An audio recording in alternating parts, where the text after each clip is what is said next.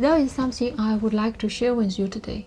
How can we expand our passive vocabulary? In my last video, I talked about the difference between passive vocabulary and active vocabulary. After watching hundreds of hours of videos and reading many books, we have a large vocabulary, and we may still find it difficult to use those words when we speak or write. So in that video, I introduced two exercises that can help us turn passive vocabulary into active vocabulary. You can watch that video if you are interested.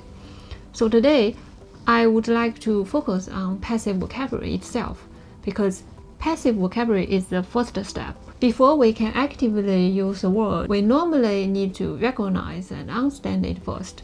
So the question becomes, how can we build a larger passive vocabulary?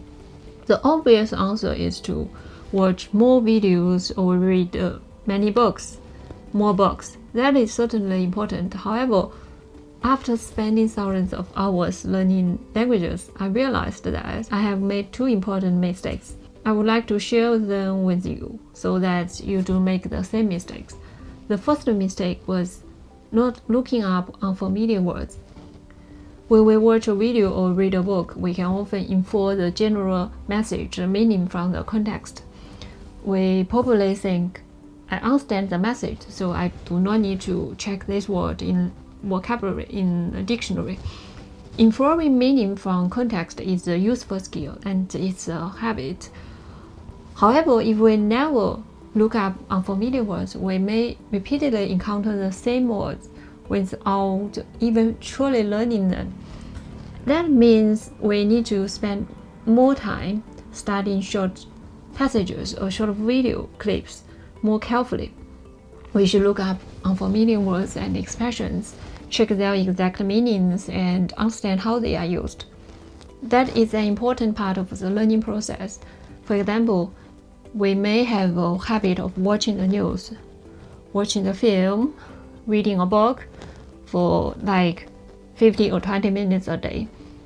We may feel that we are immersing ourselves in the language and making progress.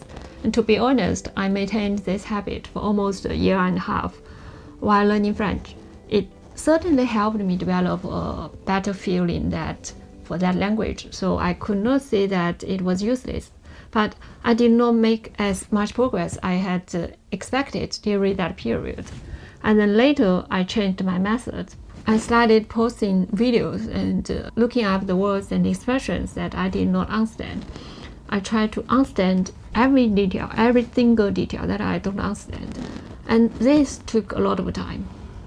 Before I could finish a 50-minute video in 15 minutes because I only watched. But after I started pausing and then checking the vocabulary into dictionary, look up for the word into dictionary, and the same video could take me more than 1 hour, 50-minute video. This was especially true in the beginning because there were so many words and expressions that I did not understand. But this does not mean that we should stop and look up every single word. I think we should combine two different learning methods. The first is extensive learning. This means watching or reading mainly for enjoyment and general understanding. We generally understand the message. We do not need to check every detail. We can only look up something that prevents us from understanding the main message. The second is intensive learning. This means choosing a short message or video clip and studying it carefully. We pause, we look up unfamiliar words, we examine the expressions, and then make sure that we understand the details. So both methods are important. Extensive learning is the method that helps us become familiar with the language. And then the intensive learning helps us understand it more accurately.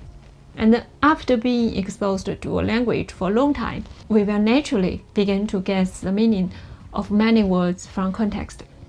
But guessing does not always mean that we truly understand them. Sometimes a word feels familiar, so we assume that we know it, but the reality is when we try to explain it or use it in a sentence, we realize that our understanding is incomplete.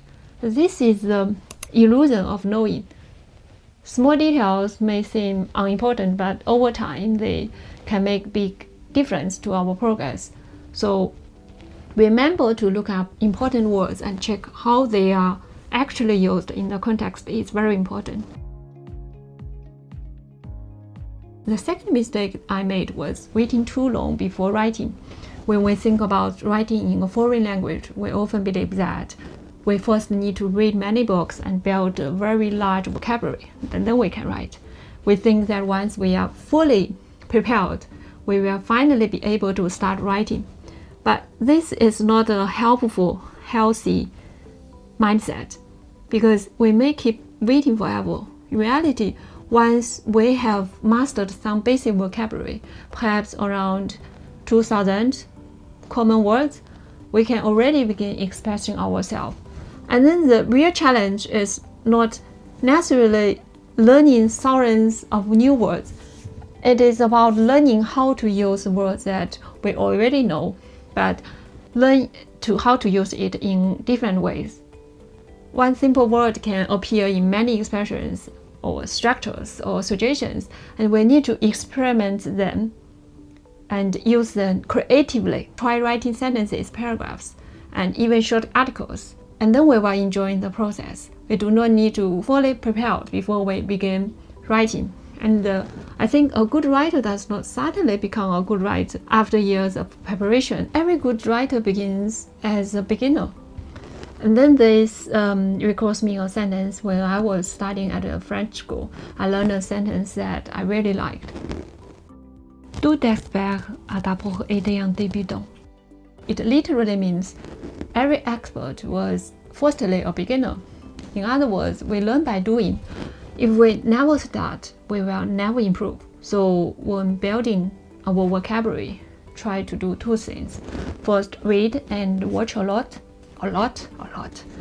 But also take time to look up important words and understand how they are used in situation, in context. And then the second is do not wait until we feel completely prepared. We can start speaking and writing with the words we already know. We can be creative from the very first day of our language learning journey.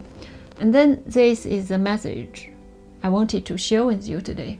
Thank you for watching, and I will see you in the next video.